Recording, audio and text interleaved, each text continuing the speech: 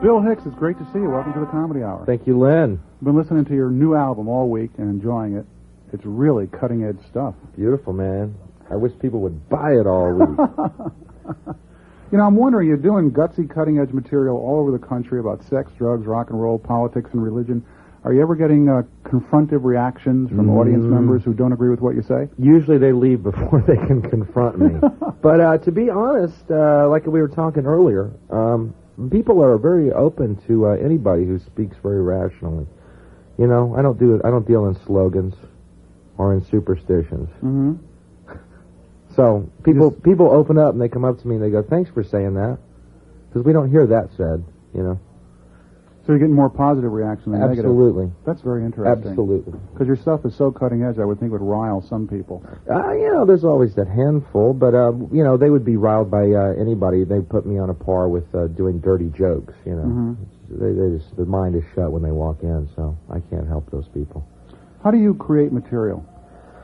Well, you know, I absorb a lot of it through reading the paper and watching the news, and then I go on stage, and it's just something strikes me. You know, something just strikes my sense of irrationality. Mm-hmm. You know, and out it comes. So you create it right on stage. You don't sit down and write lines. No, I do it on stage generally. Well, it takes a lot of guts. It takes. Well, what it does, I've always done it that way, and all it takes is like the premise, and then the audience is going, "Yeah," and you go, "Ah!" So, right. You know, it's kind of like, it makes it new for me every night, too, because I've been doing this, like, 10 years, and, you know, it's not a script, so, and I couldn't do a script over and over again. You know, that's remarkable to me. You've been doing it for 10 years. As I understand, your first set was when you were 13 years old. Right. Well, you know, I've been doing it 10 years since, professionally, but that was when I was 18, so, yeah, I first went on when I was 13 at a church talent show. And they were just as surprised as I was, and as frightened. What was the content of your 13-year-old set? When I started, Woody Allen was my big influence, so I did a mixture of his, and I also wrote jokes a la Woody Allen. You know, I had a rough childhood, ... But, which was ludicrous, because here I am, this wasp, upper-middle-class kid. Yeah, I had a rough childhood. But I remember one of the jokes I did of his was, you know, I was breastfed from falsies, and the audience went, "Huh? Ooh, he said breast." So even then, you know, the seed was planted. Where was this? Oh, this was at a church camp in some small Texas town. That's where you're from originally, Texas? That's where I grew up, in Houston. I lived in Jersey before that. I've lived all over. Mm-hmm.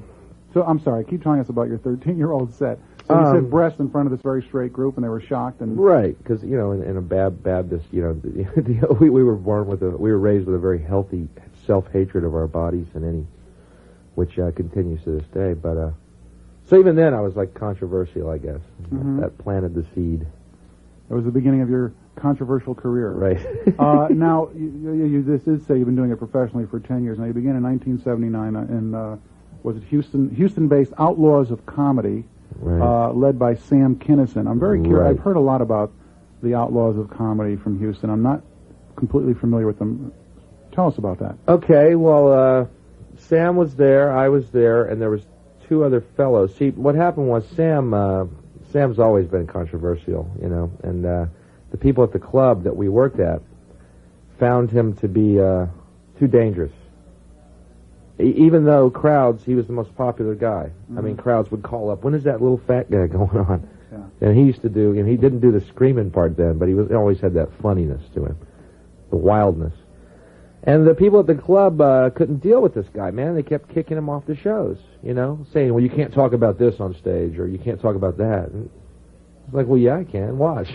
What do you mean I can't? I did it last night, and I'm going to do it tonight.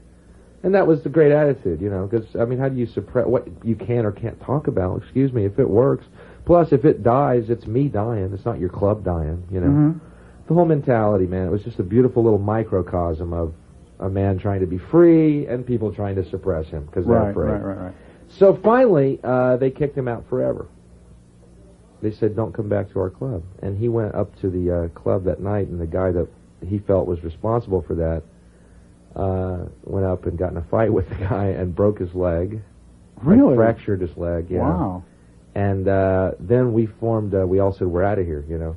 and he and I and Carl LeBove and a guy named Robert Barber did a show called the Texas Outlaw Comics, and that started the Outlaw thing. And since then, I was in a group called the Outlaws, and he formed another group called the Outlaws. But that's how that all happened. When you say a group, you guys toured together, doing different clubs around the country, right? Billing yourself as the Outlaws of comedy, right? And we did a little different than he did. We did theme shows like Outlaw Comics Get Religion, Outlaw Comics Get Political, and we would do whole shows on one theme, which is a unique and wonderful idea and should be done today. Are they recorded? Or do you have them on cassette or anything? We have them on video. Yeah. Really? Yeah. I'd love to see and some of that. They were strong. They were real. And we did something too besides just doing stand-up. We did all our characters or whatever, all under the theme, you know. And it was kind of colorful, and the audience really dug it, man. It wasn't just four stand-ups going up back to back. Well, here's why I hate Reagan. Right. I mean, and also the material was very, very, very philosophical based. It wasn't, you know, well, Reagan's neck moves under the helicopter. That's our political stuff. You know, it wasn't that. Right, it was deeper. I mean, deeper than that, yeah. And audiences ate it up. Now, I've been reading about you, and you say that your agenda is more than just making people laugh in comedy clubs. You want to bring what you call religion of self to the audience. What do you mean by religion of self? Hey, did I say that? Wow. God, that does sound pretty big. I don't know if I can deal with that. Maybe your PR guy wrote it to make it look good. Yeah, really, man.